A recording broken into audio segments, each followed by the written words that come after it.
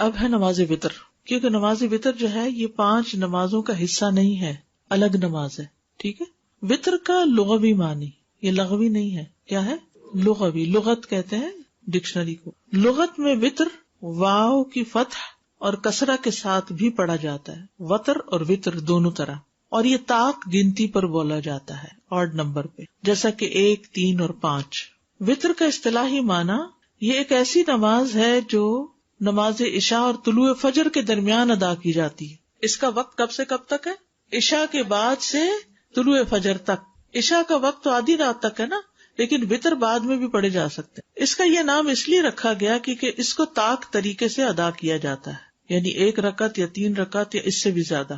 اللہ تعالیٰ کی صفت وتر ہے. وَإِنَّ اللَّهَ وِتْرٌ يُحِبُّ الْوِتْرَ، بے شک اللہ وتر ہے اور وتر کو پسند کرتا ہے، یعنی ایک ہے.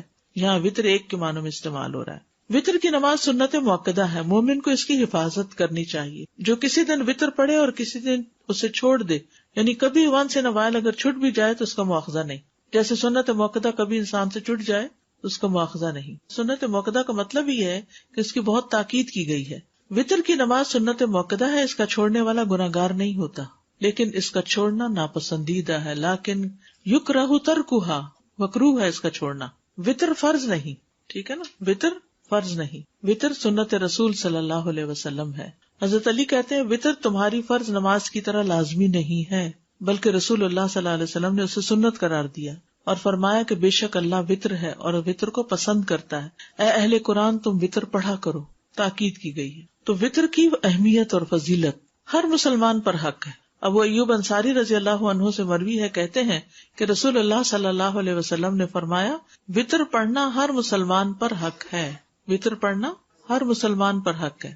وتر ایک زائد نماز ہے، ایکسٹرا ہے. عبداللہ بن عمر رضی اللہ عنہ سے مروی ہے، کہتے ہیں کہ رسول اللہ صلی اللہ علیہ وسلم نے فرمایا بے شک اللہ نے میری امت پر انگور وغیرہ کی شراب اور جوا اور مکئی کی شراب اور طبلے اور باجے کو حرام قرار دیا ہے اور میرے لیے نماز وتر کا اضافہ کر دیا ہے. یعنی آپ کی امت کے لیے یہ نماز ایکسٹرا رکھی گئی ہے. آپ کے لیے ہے تو پھر آپ کی امت کے لیے بھی. وتر پڑھنے کی ترغیب، وہی روایت حضرت علی کی کہ اے اہل قرآن وتر پڑھا کرو، بے شک اللہ وتر ہے اور وتر کو پسند کرتا ہے. سرخ اونٹوں سے بہتر نماز. خارجہ بن حذافہ ادبی سے روایت ہے، وہ کہتے ہیں کہ رسول اللہ صلی اللہ علیہ وسلم ہمارے پاس تشریف لائے اور فرمایا بے شک اللہ نے ایک مزید نماز کے ساتھ تمہاری مدد فرما دی ہے، البتہ وہ تمہارے لیے سرخ اونٹوں سے بہتر ہے اور وہ وتر ہے.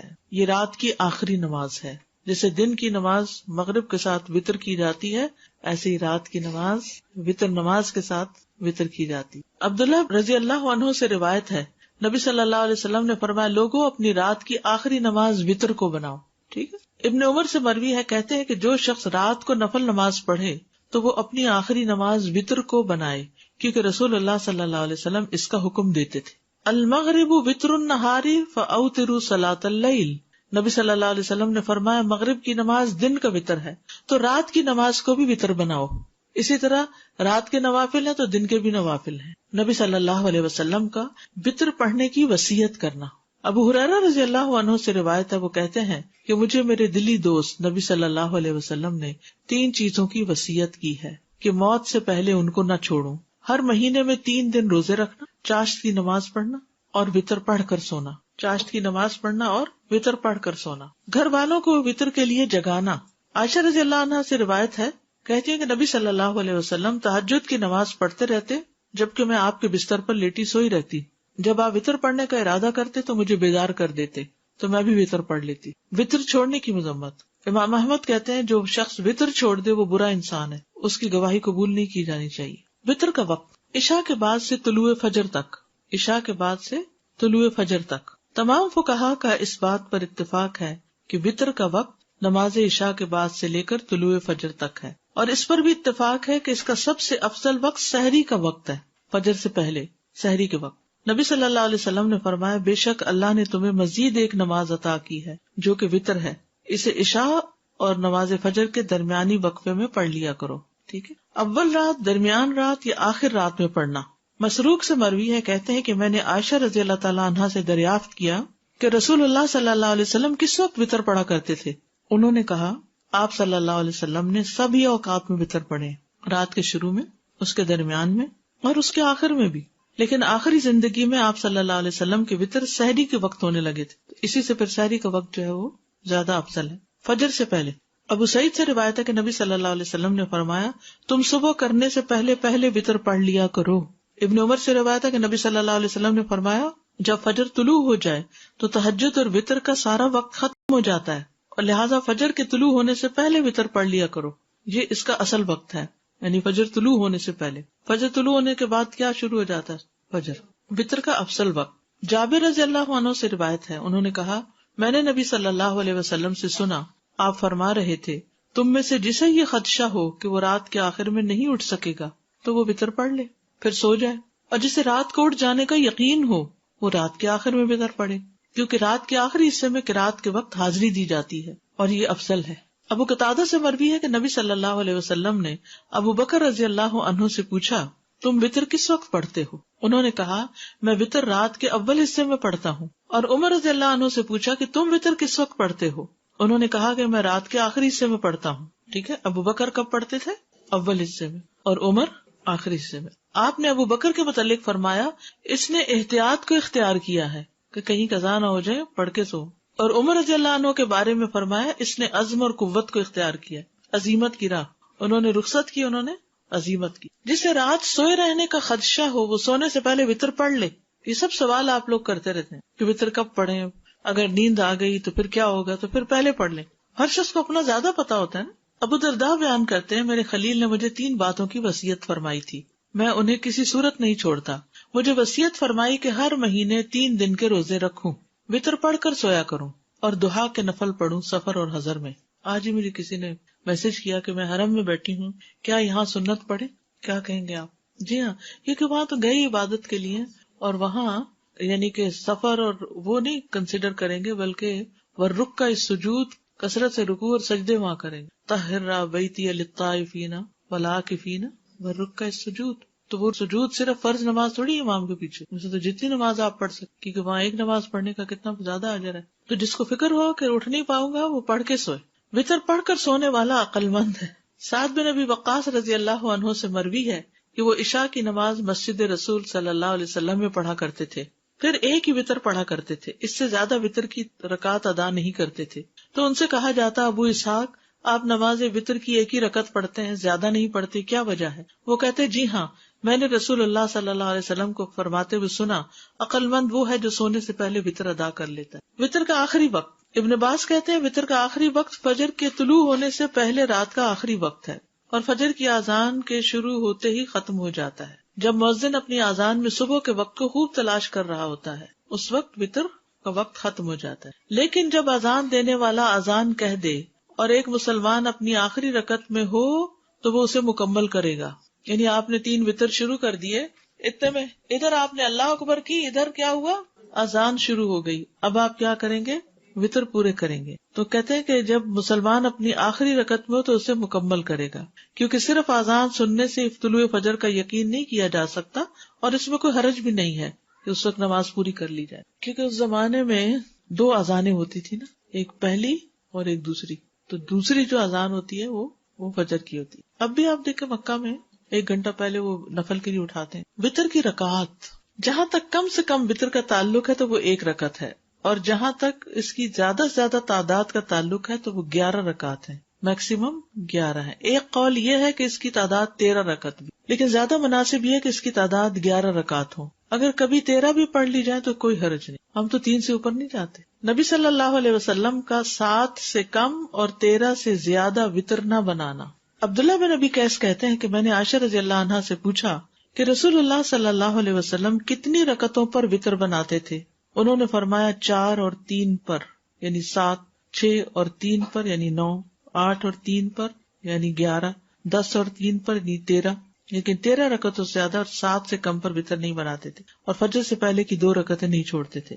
یعنی 4 کس طرح 2 کر کے پڑھی، اور پھر 3 ایٹ اے اسٹریچ، 6 اور 3، 8 اور 3 نہیں، وہ ایک وطر بناتے تھے نا، اس پر ایک آخر کے ایک ہوتا ہے نا وطر. تو جی 10، 2 2 2 2 2 اور پھر ایک آخری.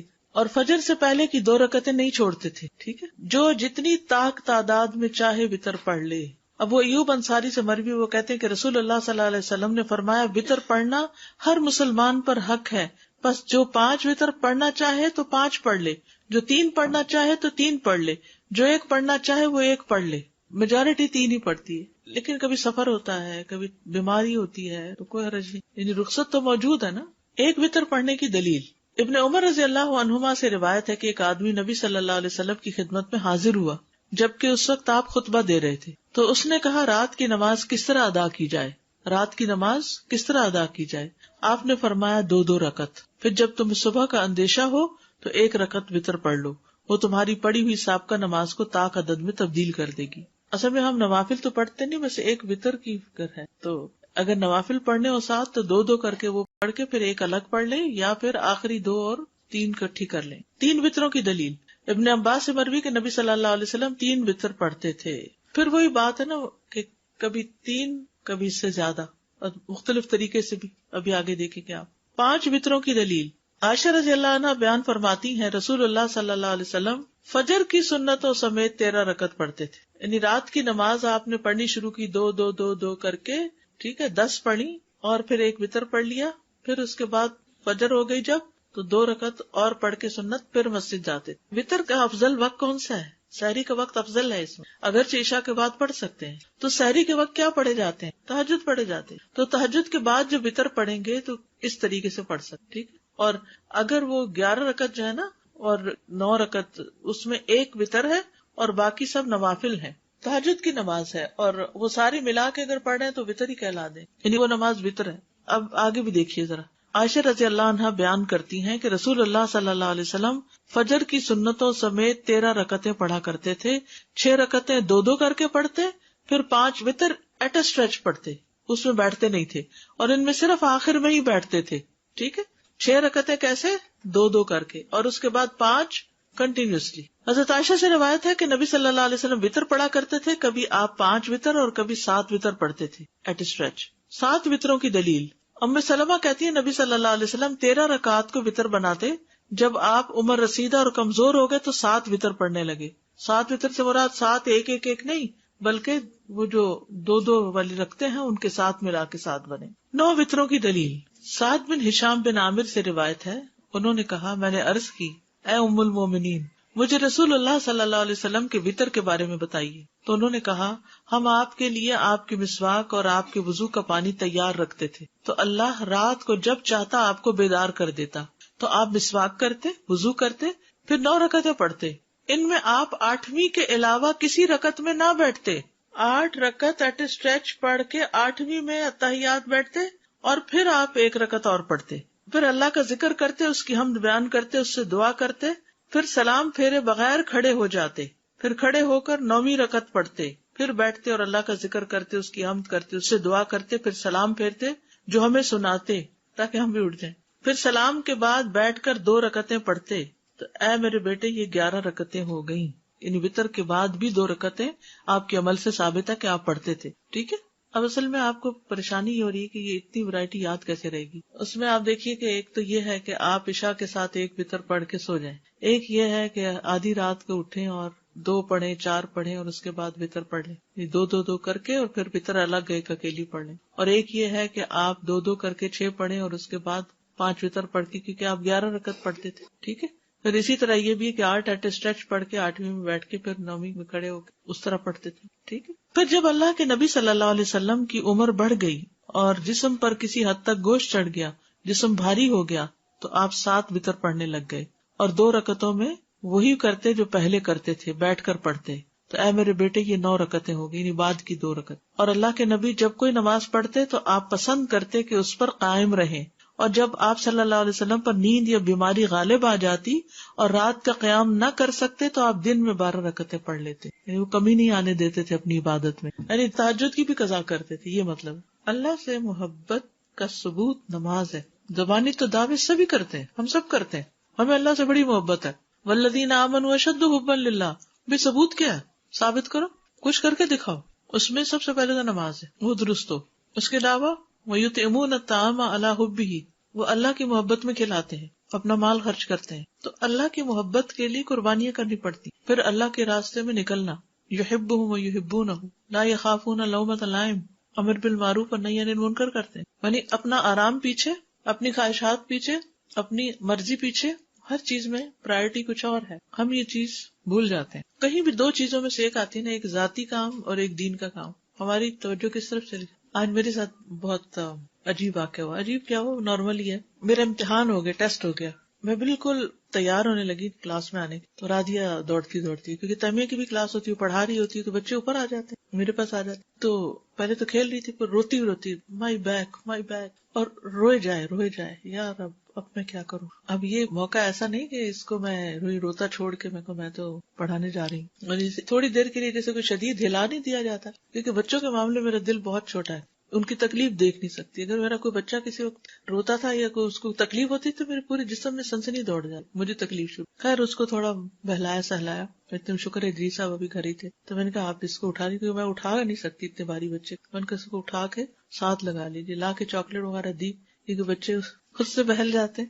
شکر ہے اس نے خاموشی اختیار کی، پھر وہ لے گئے اس کو اور میں وقت پہ پہنچ گئی. اور یہ ایک دفعہ نہیں، پڑھاتے ہوئے اتنے عرصہ اللہ کے فضل سے ہو گیا ہے، کئی دفعہ ایسے واقعات پیش آئے. آپ کلاس کے لیے نکل گئے، جیسے مہمان آ گئے، ان کو تو میں کہتی چلے آپ بھی ساتھ چلے، وہیں بیٹھتے پھر آ جائیں گے، پھر آپ کے ساتھ بیٹھیں گے، پہلے ابھی سب ویٹ کر رہے ہیں، ہم سب چلتے ہیں، آپ بھی چلیں. تو یہ ہمارے وقتاً فوقتاً ٹیسٹ ہوتے ہیں. اب ایک طرف یہ ذمہ داری ادا کرنی، یہ ایک ذمہ داری ہے نا، وقت پہ پہنچنا. اتنے سارے لوگوں کا وقت ہے، سب گھر چھوڑ کے آئے ہیں، بیٹھے ہیں، آپ کو اپنے وقت پر پہنچنا چاہیے. اور بعض اوقات انسان کی کوئی غفلت یا سستی نہیں ہوتی، کوئی ایسی مجبوری ہو جاتی ہے کہ انسان کے لیے فیصلہ مشکل ہو جاتا، تو اس وقت پھر اس سے نکلنا وہ اللہ ہی کے فضل سے ہوتا. انسان فوراً دعا مانگنا شروع کر دے. میں نے پہلے ہی اللہ پہ دعا شروع کر دی دل میں، یا اللہ اب اس میں آپ نے مجھے میرا فرض ادا کرنے کے قابل بنانا ہے، آپ اس مشکل کو آسان کر دے. اللہ سے مدد مانگے، وَاسْتَعِینُوا بِالصَّبْرِ وَالصَّلَاةِ، فوراً دعا کیا کرے کہ یا اللہ میری ایک کمٹمنٹ ہے تیرے ساتھ، میں اس کو نہیں چھوڑ سکتی.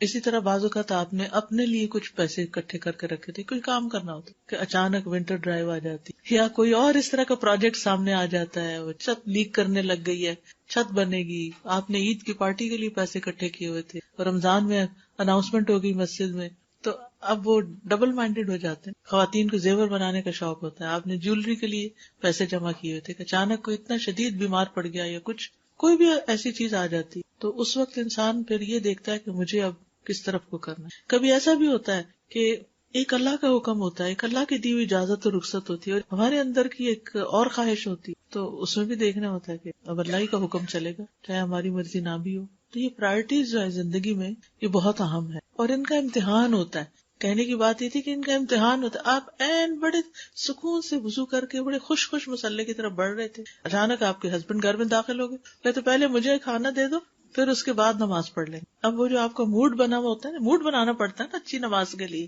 اچھا سا وضو کر کے، اچھا سے اپنے آپ کو ٹھیک کر کے، جیسے تیار ہو کے آپ بڑھ رہے ہیں ایک کام، اب آ گیا بیچ میں ایک اور، تو اس وقت دل تو نہیں وہ چاہتا کہ انسان اب اپنی پسند کا کام چھوڑ کے کوئی اور کرے، لیکن کرنا تو وہی ہوتا ہے کہ پھر وہ جس سے نماز کا سکون برقرار رہے. کیونکہ اگر آپ نے کھانا دیے بغیر نماز شروع کر دی تو نماز کا سکون لٹ جائے گا. نماز وتر کی ادائیگی کا طریقہ. ایک وتر کی ادائیگی کا طریقہ. عائشہ رضی اللہ تعالیٰ عنہا سے روایت ہے، انہوں نے فرمایا کہ رسول اللہ صلی اللہ علیہ وسلم ہر 2 رکعت پر سلام پھیرتے تھے اور ایک وتر پڑھتے تھے. یعنی چاہے آپ 3 رکعتیں پڑھنا چاہتے ہیں تو 2 رکعتیں پڑھ کے پھر ایک الگ رکعت. ٹھیک. آپ نے کبھی حرم میں وتر پڑھے؟ مختلف طرح سے پڑھاتے ہیں، کبھی تو 3 ایٹ اسٹریچ پڑھا دیتے ہیں، اور کبھی کیا کرتے ہیں 2 کے بعد سلام پھیر دیتے ہیں اور پھر ایک کھڑے ہو کے پڑھتے ہیں. تو ایک طریقہ یہ ہے. 3 وتروں کی ادائیگی کا طریقہ. نماز وتر کو مغرب کی طرح 2 تشہد کے ساتھ نہیں پڑھا جائے گا. یعنی اگر 3 وتر پڑھنے ہو تو 1 تشہد اور 1 سلام، یا پھر 2 تشہد اور 2 سلام کے ساتھ پڑھے جائیں گے. مغرب کی طرح نہیں ہونے چاہیے وتر. مغرب میں کیا ہوتا ہے 2 رکعت کے بعد آپ تشہد پڑھتے ہیں، پھر 1 رکعت کھڑے ہو کر پھر آپ نماز پڑھیں. وتر میں یہ نہیں ہوگا. وتر میں کیا ہوگا، 3 رکعتیں کٹھی پڑھ کے آخر میں بیٹھیں گے، ایک طریقہ. دوسرا 2 پڑھ کے سلام پھیر کے پھر ایک اور الگ پڑھیں گے. ابن عمر سے مروی ہے، انہوں نے کہا رسول اللہ صلی اللہ علیہ وسلم وتر اور 2 رکعتوں کے درمیان سلام کے ذریعے فصل فرماتے تھے اور ہمیں سلام کی آواز سنواتے تھے. ٹھیک ہے، اونچی آواز سے سلام کرتے. حضرت عائشہ سے مرفوعاً مروی ہے کہ آپ صلی اللہ علیہ وسلم 1 رکعت وتر پڑھتے اور 2 رکعتوں کے بعد آخری رکعت ادا کرنے سے پہلے باتیں بھی کر لیتے. یعنی جب سلام ہو گیا تو پھر اس کے بعد آپ بات بھی کر سکتے. اس سے یہ پتہ چلتا ہے کہ چاہے 3 وتر کی نیت سے آپ پڑھ رہے ہیں 2 رکعت، تب بھی اس 2 رکعتوں کے بعد کوئی بات چیت کرنی پڑے تو کر سکتے ہیں۔ 3 رکعتیں 1 2 3 بغیر تشہد کے 3 رکعتیں پڑھ کے تیسری میں پھر اتحیات اینڈ تک پڑھنا، ایک طریقہ یہ ہے۔ دوسرا کیا ہے، 2 رکعتیں پڑھ کے سلام پھیر کے پھر ایک اور رکعت پڑھ کے اس کو وتر بنانا۔ حضرت ابو ہریرہ سے روایت ہے کہ رسول اللہ صلی اللہ علیہ وسلم نے فرمایا 3 وتر نہ پڑھا کرو، 5 اور 7 وتر پڑھا کرو، اور مغرب کی نماز سے مشابہت نہ کرو۔ ٹھیک ہے، یعنی 3 کی بجائے 5 اور 7 وتر، اس کے مطلب ہے 3 منع ہے، 3 مغرب کے ساتھ مشابہت منع ہے بس۔ 5 اور 7 وتروں کی ادائیگی کا طریقہ، حضرت عائشہ سے مروی ہے کہ رسول اللہ صلی اللہ علیہ وسلم وتر کی 5 رکعتیں ادا کرتے اور ان کے درمیان بیٹھتے نہیں تھے، یہاں تک کہ 5ویں رکعت پہ بیٹھتے اور سلام پھیرتے۔ ایک یہ طریقہ ہے، اگر آپ 5 وتر پڑھ رہے ہیں تو 5ویں رکعت پہ، یہ جو اوپر والی حدیث میں ہے نا 3 نہ پڑھو، بلکہ اگر زیادہ رکعتیں پڑھنی ہے تو پڑھتے جاؤ آخری پہ جا کے تحیات پڑھو۔ ام سلمہ سے روایت ہے، انہوں نے فرمایا کہ رسول اللہ صلی اللہ علیہ وسلم 7 یا 5 رکعت وتر پڑھتے تھے اور ان کے درمیان سلام یا کلام کے ساتھ تفریق نہیں کرتے تھے۔ میں نے ایسی مساجد میں نماز پڑھی ہے جہاں امام نے اسی طرح 5 ایٹ اے اسٹریچ پڑھائے تراویح کے بعد۔ ٹھیک ہے، اس طرح پڑھ سکتے۔ 9 رکعت کا طریقہ، زرارہ بن اوفا سے مروی ہے کہ جب سعد بن ہشام بن عامر ہمارے پاس آئے تو انہوں نے ہمیں بتایا کہ میں ابن عباس کے پاس گیا اور ان سے رسول اللہ صلی اللہ علیہ وسلم کے وتر کے بارے میں سوال کیا، تو ابن عباس نے ان سے کہا کیا میں تمہیں ایسی شخصیت نہ بتاؤں جو رسول اللہ صلی اللہ علیہ وسلم کی وتر نماز کو زمین پر بسنے والے تمام لوگوں سے زیادہ جانتی ہیں؟ میں نے کہا کون؟ فرمایا عائشہ رضی اللہ عنہا، کیونکہ وہ آپ کی بیوی تھی، آپ کی خلوتوں کی ساتھی تھی۔ ہم وہاں گئے، انہیں سلام کہا، ان کی خدمت میں حاضر ہوئے اور ان سے سوال کیا۔ میں نے کہا مجھے رسول اللہ صلی اللہ علیہ وسلم کی وتر نماز کے بارے میں بتائیے۔ فرمانے لگی ہم آپ صلی اللہ علیہ وسلم کے لیے آپ کی مسواک اور آپ کے وضو کا پانی تیار رکھتے تھے، رات کو جس وقت اللہ عز و جل چاہتا آپ کو جگا دیتا، آپ مسواک اور وضو فرماتے، پھر 9 رکعتیں اس طرح پڑھتے کہ 8ویں رکعت کے علاوہ کسی رکعت میں تشہد کے لیے نہ بیٹھتے، اور 8ویں رکعت میں تشہد وغیرہ اور دعا تک پڑھ کے پھر کھڑے ہو کر پھر ایک رکعت پڑھتے، یعنی سلام کے بغیر۔ اے بیٹے، پھر جب رسول اللہ صلی اللہ علیہ وسلم بوڑھے ہو گئے اور آپ کو گوشت نے پکڑ لیا تو 7 رکعت پڑھ کر سلام پھیرتے اور بیٹھ کر 2 رکعت پڑھتے، تو اے بیٹا یہ 9 ہو گئی۔ آپ جب کوئی نماز شروع فرما لیتے تو اس پر ہمیشگی اور پابندی کو پسند فرماتے۔ وتر میں قرات کون سی صورتیں پڑھی جائیں؟ سورۃ الاعلی، الکافرون اور الاخلاص۔ ابی بن کعب رضی اللہ عنہ سے روایت ہے کہ رسول اللہ صلی اللہ علیہ وسلم 3 رکعت وتر پڑھتے، پہلی رکعت میں سبح اسم ربک الاعلی، دوسری میں قل یا ایھا الکافرون اور تیسری میں قل ھو اللہ احد پڑھتے تھے۔ معوذتین۔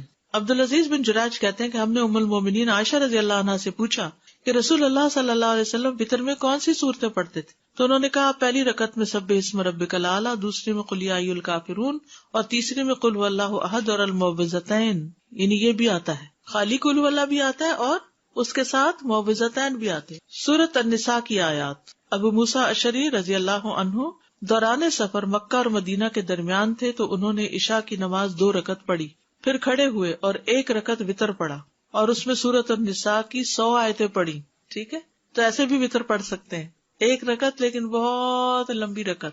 پھر فرمایا میں نے اس بات میں ذرا بھر کوتاہی نہیں کی کہ اپنے قدم وہاں رکھوں جہاں رسول اللہ صلی اللہ علیہ وسلم نے اپنے قدم رکھے، اور وہی کچھ پڑھوں جو رسول اللہ صلی اللہ علیہ وسلم نے پڑھا۔ ٹھیک ہے، تو یہ سفر میں وتر پڑھنے کی دلیل بھی ہے اور لمبے وتر پڑھنے کی بھی، یعنی آپ اگر عشاء کے ساتھ وتر پڑھنا چاہتے ہیں تو سورۃ الاعلی اور کافرون اور اخلاص پڑھ کے ختم کر دیں، اور اگر آپ صبح تہجد کے وقت پڑھنا چاہتے ہیں تو 2 کر کے آپ الگ سے بھی 3 وتر پڑھ سکتے ہیں، اور آپ 8 رکعتیں ایٹ اسٹریچ پڑھ کے بیٹھ کے پھر 9ویں پہ بھی پڑھ سکتے ہیں، تو جو بھی آپ کو سوٹ کرتا ہو آپ کر سکتے ہیں۔ اب یہ ویرائٹی آپ کو فرض نمازوں میں نہیں ملے گی، یہ صرف وتر میں ہی ہے کیونکہ اس کے ساتھ نفل ہے۔ دعائے قنوت، رکوع سے پہلے دعا کرنا۔ ابی ابن کعب سے روایت ہے رسول اللہ صلی اللہ علیہ وسلم وتر پڑھتے تھے تو رکوع سے پہلے دعائے قنوت پڑھتے تھے، یعنی سورۃ فاتحہ پڑھی، سورت ملائی اور اس کے بعد دعائے قنوت پڑھی اور اس کے بعد رکوع میں گئے، پھر سجدے میں گئے، قیام میں ہی پڑھ لی۔ دعائے قنوت کے الفاظ، ابو حورا سے روایت ہے انہوں نے کہا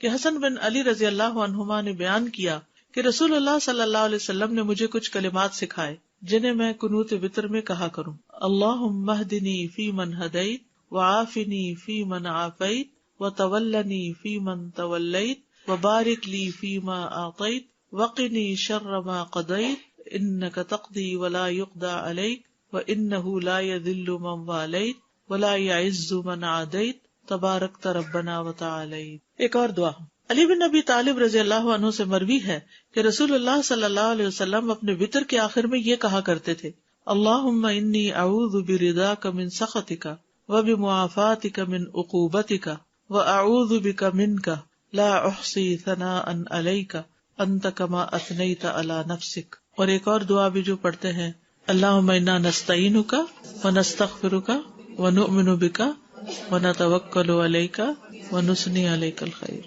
ونشکرک ولا نکفرک ونخلع ونترک من یفجرک. اللہم ایاک نعبد ولک نصلی ونسجد والیک نسعی ونرجو رحمتک ونخشی عذابک ان عذابک بالکفار. وتر کی بعد کی دعا، وتر کے بعد کی دعا.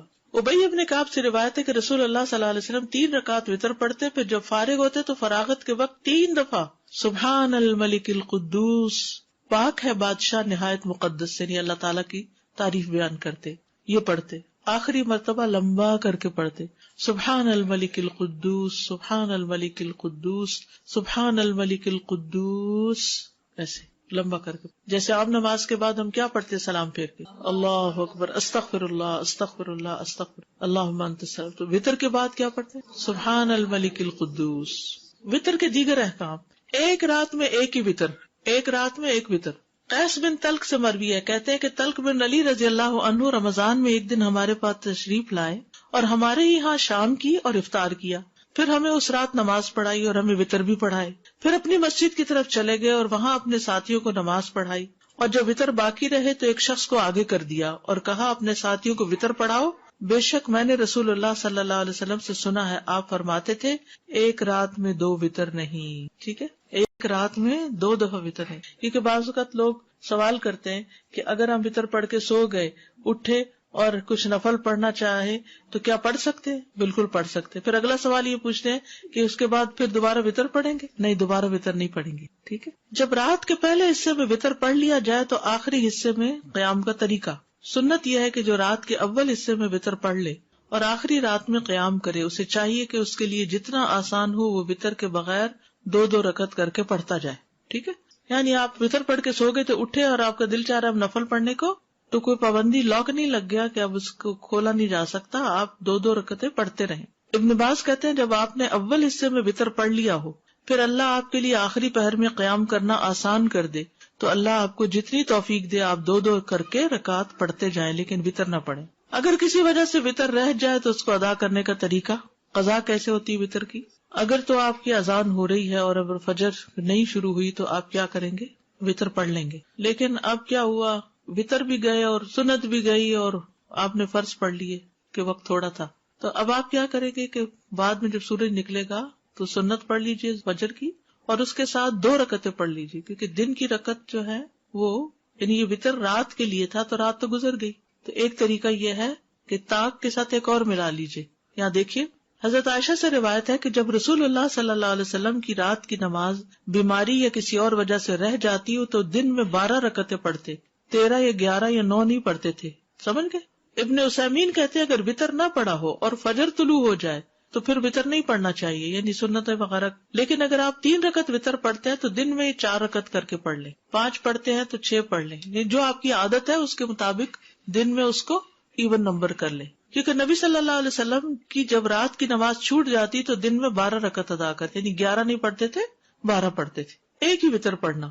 ہشام بن عروہ اپنے والد سے روایت کرتے ہیں کہ عبداللہ بن مسعود کہتے ہیں میں پرواہ نہیں کرتا اگر صبح کی نماز کھڑی ہو جائے اور میں وتر پڑھ رہا ہوں تو اسے ایک پڑھ کے وتر پھر فجر پڑھوں گا. نیتی دونوں طریقے مل رہے ہیں. ٹھیک ہے.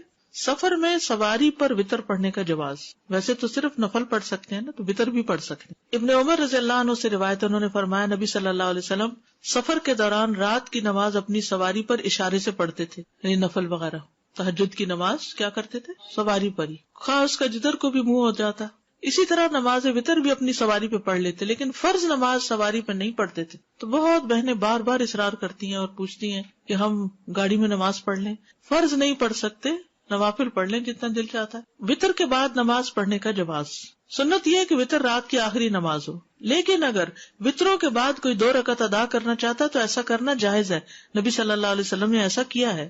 جب آپ کو یہ ڈر ہو کہ آپ رات کے پچھلے پہر قیام نہیں کر سکیں گے تو آپ رات کو سونے سے پہلے ہی وتر ادا کر لیں، اور جب آپ کے لیے رات کے آخری حصے میں قیام کرنا مقدر کر دیا گیا ہو تو جو آسان اتنی نماز پڑھ لیں اور اسی وتر پر اکتفا کریں جو آپ نے رات کے اول حصے میں پڑھا۔ وتر کے بعد 2 رکعت پڑھنے کی وجہ، صوبان کہتے ہیں کہ ہم رسول اللہ صلی اللہ علیہ وسلم کے ساتھ سفر میں تھے، آپ نے فرمایا بے شک یہ سفر باعث مشقت ہے، بس جب تم میں سے کوئی وتر پڑھے تو اس کے بعد 2 رکعت پڑھے، اور اگر وہ قیام کے لیے اٹھ گیا تو ٹھیک، ورنہ یہی 2 رکعتیں اسے قیام سے کفایت کر جائیں گی۔ ٹھیک ہے، فجر سے پہلے پڑھ لے، لیکن اگر فجر کا وقت داخل ہو گیا تو پہلے فجر وغیرہ پڑھ کے پھر سورج نکلنے کے بعد پڑھ لے۔ استاذہ ایک کوشچن یہ کہ جیسے آپ نے کہا کہ ہماری ہیبٹ ہے کہ ہمیں لیٹ نائٹ وتر پڑھتے ہیں، ٹھیک ہے، ہم اٹھے تو اذان ہو گئی، مطلب لیٹ نہیں ہوئے فجر کے لیے، لیکن ویک اپ ایٹ دا اذان time, right, by the time وضو وغیرہ کیا، تو اس وقت پہلے ہم وتر پڑھیں گے یا پہلے ہم فجر اپنی کنٹینیو کریں گے؟ جی وتر پڑھ لیجیے، لیکن اگر فجر ہی کا ٹائم تھوڑا ہو رہا ہے نہیں الحمدللہ ٹھیک ہے، اوکے۔